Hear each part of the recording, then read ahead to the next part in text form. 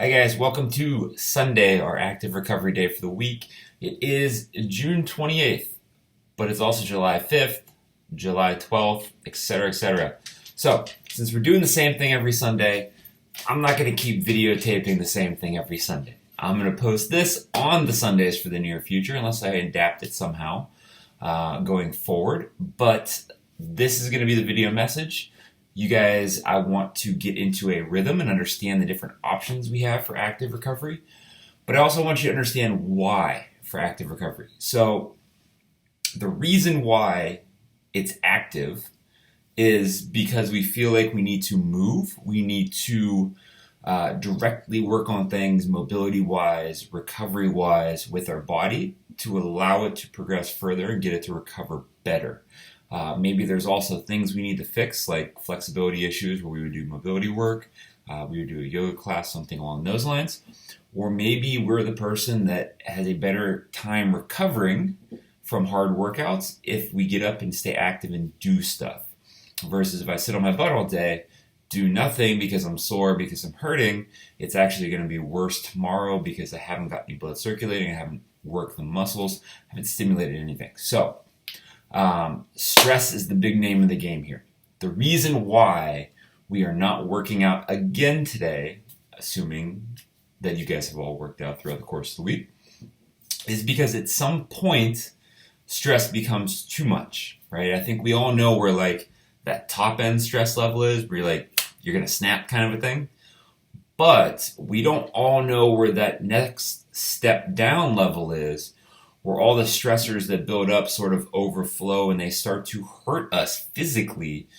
Forget emotionally, right? They're going to hurt us physically first, which is where the soreness comes into play that doesn't go away, the chronic fatigue, where the increased risk of injury goes up because my body, my legs, let's say, haven't recovered.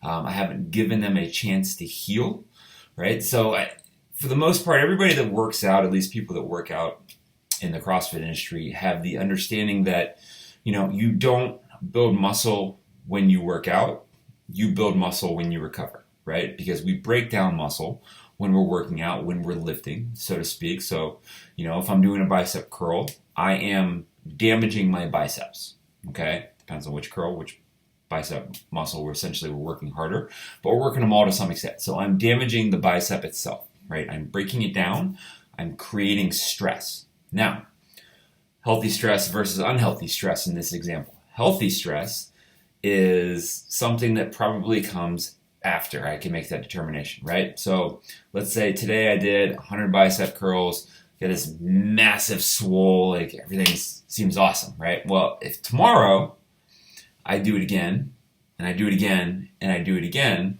not to take into account the outlier adaptations that could occur from some crazy specific programming model. That is essentially what's happening is I'm causing stress that I could have used for a good reason if I would have let that muscle recover and rebuild itself.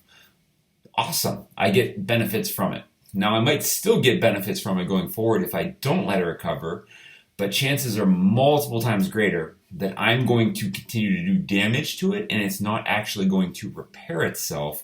It's not going to build itself back up. I'm not actually going to have any gains because I'm just going to keep breaking and breaking and breaking it down. Okay?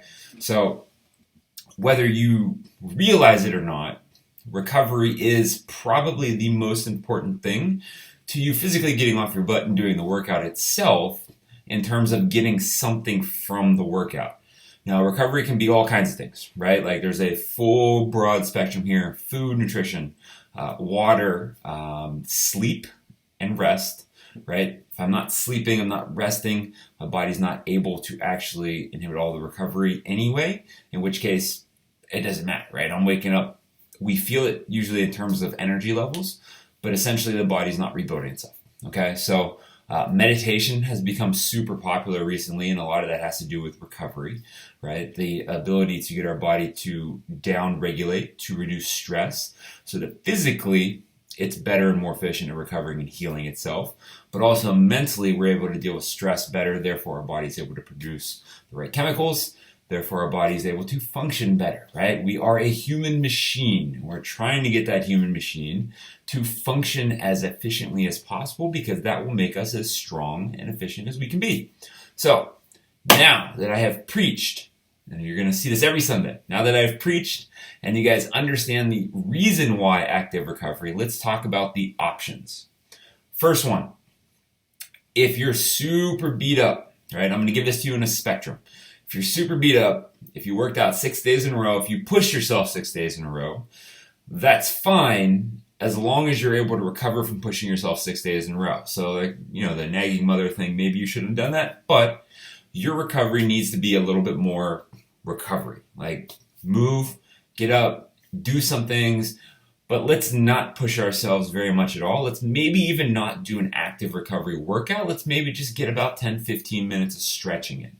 Okay, something that'll get you on, push you a little bit further down the stream of your body's ability to get ready for next week and to recover from last week. Let's say that's not you. You want to do something a little bit more, but you don't want to put a lot of time into it today. Well, check the post on YouTube. I'm going to put up, I think I put up last week too, a bunch of options for mobility workouts, for yoga workouts, for live stream stuff. There's some cool stuff in Cleveland, as well as some cool stuff on YouTube that you can hop on, whether it's a live class that is donation based or it's a free class that just, you know, is a video that's running on YouTube. There's one that's like a nighttime class that I usually like because it seems really good at helping me down regulate myself physically and mentally. So the goal here is not necessarily that you're doing a different class every weekend per se. It's that you find the right class that allows you to get to that same point too, right? So we have our bottom line one. We have our next one up that's a little bit more work. If we want to do more stuff, there's also the aerobic option, all right? So pick one modality, maybe two. It could be three if you want it to be three, right? Like, you could have a triathlon concept to this if you want to, but something in the realm of like 20 to 60 minutes, maybe 60 depending on if you're that person that is very good at endurance activities, right? Maybe you're an endurance athlete.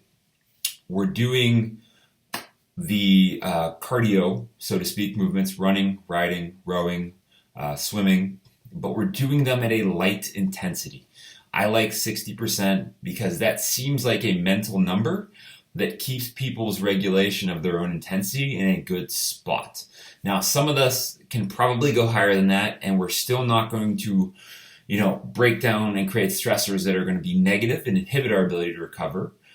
But 60% is that good number that we all tend to seem to understand because it's just a little bit more than 50%, right? If I say 80% or if I say 70 or 75%, a lot of times people take that as meaning they can go a little bit harder and a little bit harder because there's a big gap there at the top that, you know, they're not going to push to unless they're really trying to crush themselves. So let's say about 60%, and let's keep it just nice and smooth, right? Now, if you don't do hour-long workouts, do not do an hour-long active recovery workout, okay? If you want to do something that long and you want to move for that long and you want to, let's say, get outside, it's a beautiful day, go for a hike, right? Even if you're tossing a backpack on or maybe a weight vest or something, it's low intensity, there's some resistance there, or maybe you have a 75-pound dog that tends to try and drag you through the trails. There's going to be some work there. But again, it's still active recovery. You're moving, but you're not breaking down, okay? You're moving with the intent of moving and getting yourself going on the recovery trail. Now, the fourth and final one, the one I usually like to do, but I usually like to do with a very controlled intensity, is what I would call an active recovery workout, okay? So I tend to do these in EMOMs. It doesn't need to be an EMOM. It doesn't need to be an AMRAP. It doesn't need to be for time at all. It can just be work. Usually I will go for about 20 to 30 minutes, and sometimes it'll be every minute and a half, every 2 minutes, whatever, but each one has a piece. So there could be 4 to 5, maybe 6 movements, and usually they're all geared at helping me, for lack of a better word, fix something.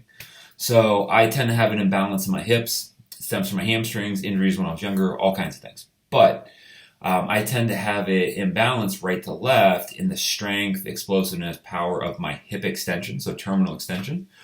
So as you guys are going to see from the video demonstration in a sec, I like to do single leg deadlifts, specifically RDLs is probably a better way of describing them. Single leg Bulgarian split squats, maybe even like a light weighted lunge squat, if you will, split squat.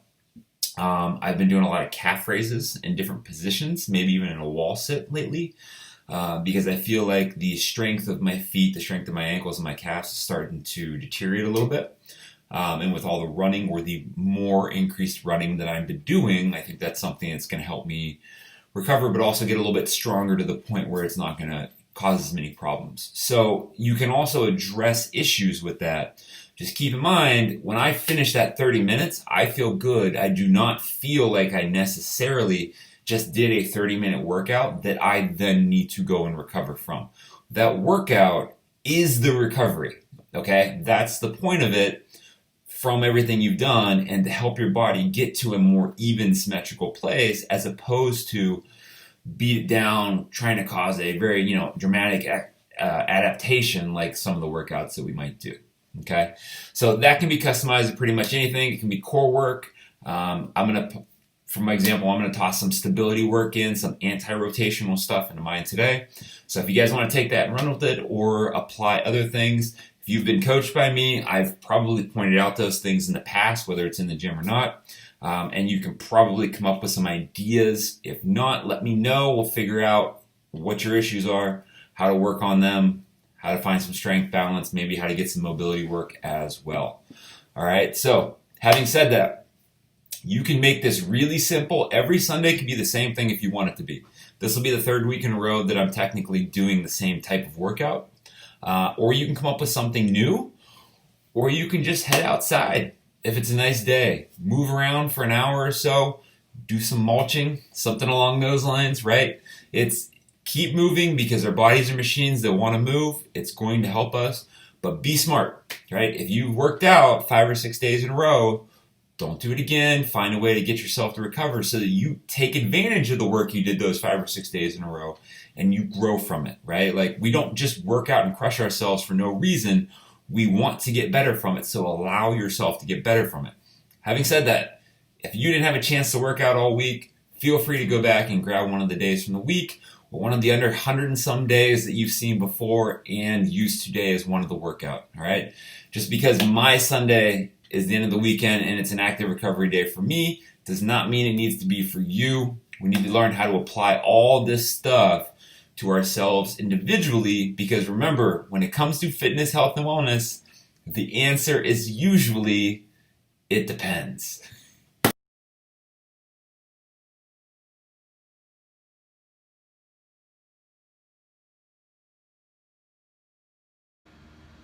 All right, so I know you guys just watched a long video. I'm going to run you through what I was describing earlier in terms of my one of my preferred active recovery day workouts real quick, and give you some ideas, and then you can roll from there. So first thing, one of the things I've been using a lot lately is going to be this small band to work on strengthening the back, the posterior side of my neck, for a lot of postural stuff, right? I've noticed I've been staring at a computer screen, sitting on a couch a lot more than I normally would.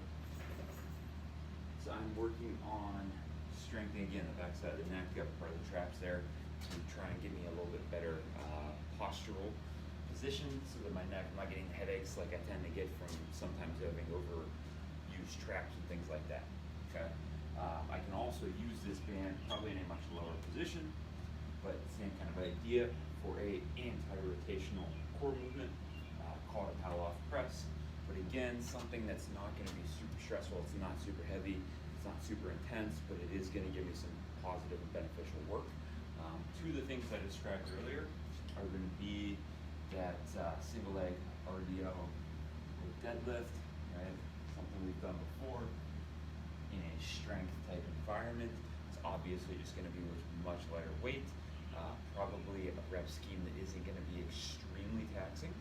But it is also a chance for me to toss in some tempo eccentric work to try and work on my stability, my balance, and my strength side to side in terms of distribution of strength balance. One of the other things I described earlier was a Bulgarian split squat. I have a little roller here that I can set my back foot and leg on. You can do it on a bench, you can do it on a couch, pretty much anything, chair, what have you. Okay. Remember, focuses are low intensity, lightweight, control. Let's call this quality work. Have fun. Enjoy the rest of your Sunday.